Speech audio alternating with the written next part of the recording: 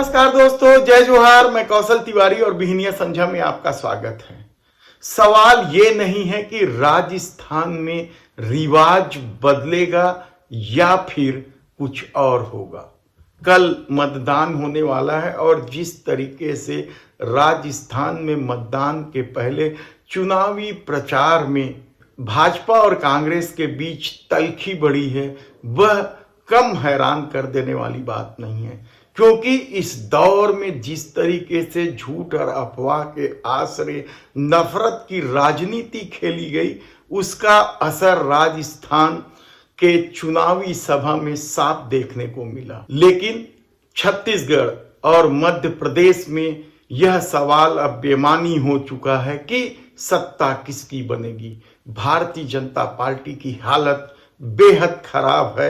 मतदान के रुझान के बाद जो संकेत मिल रहे हैं वह साफ बता रहे हैं कि कांग्रेस यहां बेहद मजबूत है। लेकिन हम आज छत्तीसगढ़ के उन 2 दर्जन सीटों के बारे में बताएं जहां जीत किसकी होगी कहना बेहद मुश्किल है, पेच फंसा हुआ है। यह सब बताएं उससे पहले हम बता दें कि चुनाव आयोग ने पनौती कहने को लेकर राहुल गांधी को नोटिस जारी कर दिया है।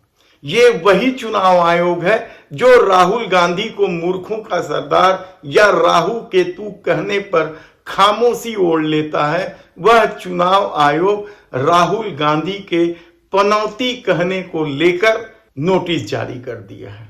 लेकिन क्या पनौती राहुल गांधी ने कहा है? सवाल आप कई उठा सकते हैं। दरअसल वर्ल्ड कप को लेकर फाइनल मुकाबले के पहले ही यह पनौती हैशटैग करने लग गया था, सोशल साइट पर चलने लग गया था। और वर्ल्ड कप हारने के बाद जिस तरीके से यह शब्द ट्रेंड करने लगा, वह 5 दिन बीत जाने के बाद भी थमने का नाम नहीं ले रहा है। तो यह पनौती शब्द लाया किसने, किसके लिए लाया गया? निश्चित तौर पर यह देश के प्रधानमंत्री नरेंद्र मोदी के लिए लाया गया। लोगों ने तो मैच शुरू होने से पहले ही कह दिया था कि यदि यह पनौती गया तो भारत वर्ल्ड कप हार जाएगा। और भारत के वर्ल्ड कप हारते ही यह शब्द जिस तरीके से हैशटैग होने लगा और सीधे सीधे देश के प्रधानमंत्री नरेंद्र मोदी के माथे पर चिपक गया, कहा जाए तो गलत नहीं होगा।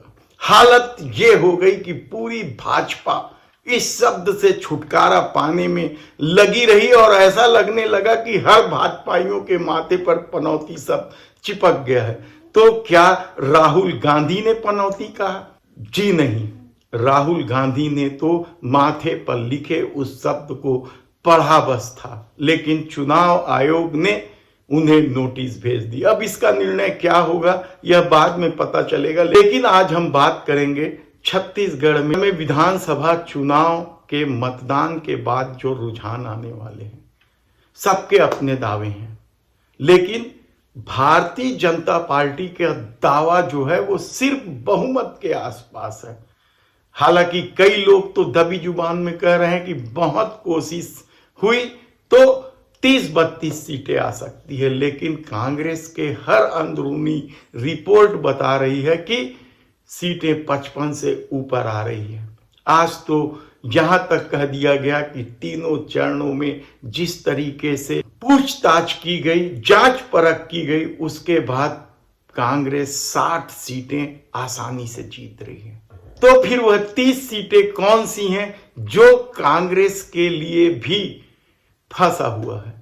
भारतीय जनता पार्टी के कई दिग्गज नेता फंसे हुए। कल ही हमने आपको बताया कि पिछला चुनाव जो लहर में जीत कर आए थे, उनमें से 10 विधायक भारतीय जनता पार्टी के पूरी तरीके से फंसे हुए या चुनाव हार रहे हैं।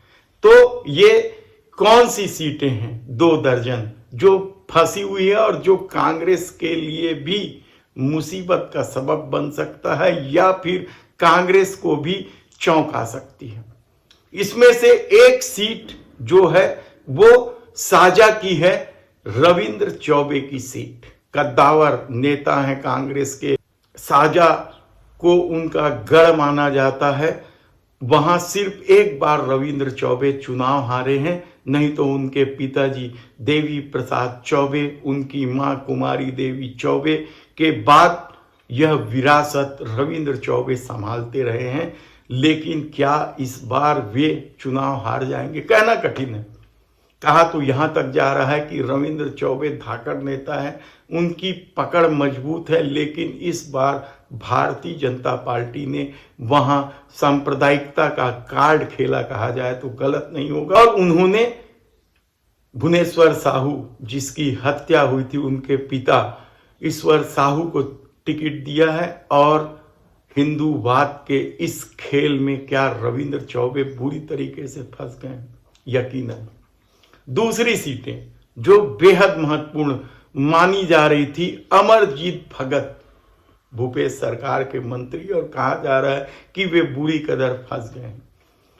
हालांकि वे लगातार चुनाव जीत रहे हैं, लेकिन इस बार उनके सामने दिक्कत है। तीसरी जो महत्वपूर्ण सीट है वह कवासी लखमा की है। कोटा विधानसभा बस्तर में आता है। पहले चरण में चुनाव हुए थे और कहा जा रहा है कि वहां कम्युनिस्ट पार्टी के नेता मनीष कुंजाम ने जबरदस्त चुनौती दी है। और क्या निर्णय होगा, कितने मतों से निर्णय होगा, कहना बेहद कठिन है। मोहन मरकाम जो कांग्रेस के प्रदेश अध्यक्ष रहे हैं, वे भी बुरी तरीके से फंसे हैं और प्रदेश अध्यक्ष से हटने के बाद भूपेश सरकार ने उन्हें मंत्री बनाया था। ज्यादा मौका उन्हें नहीं मिला, लेकिन प्रदेश अध्यक्ष तो वे लंबे समय से थे। इस बार उनकी स्थिति डावाडोल सी। डावाडोल की स्थिति तो नवागढ़ विधानसभा से चुनाव लड़ रहे मंत्री रुद्र गुरु जी की भी है। कहा जा रहा है कि वे सीट बदलकर नवागढ़ आए। पहले वे अहिवारा से विधायक थे, उससे पहले वे आरंग से विधायक थे। इस बार वे बुरी तरीके से फंस गए हैं। वहां भाजपा के धाकड़ नेता जो रमन सरकार में मंत्री रहे हैं, दयाल दास बघेल, दो बार मंत्री रहे, उनसे मुकाबला है और यह सीट बेहद ही मुश्किल भरा हो गया है।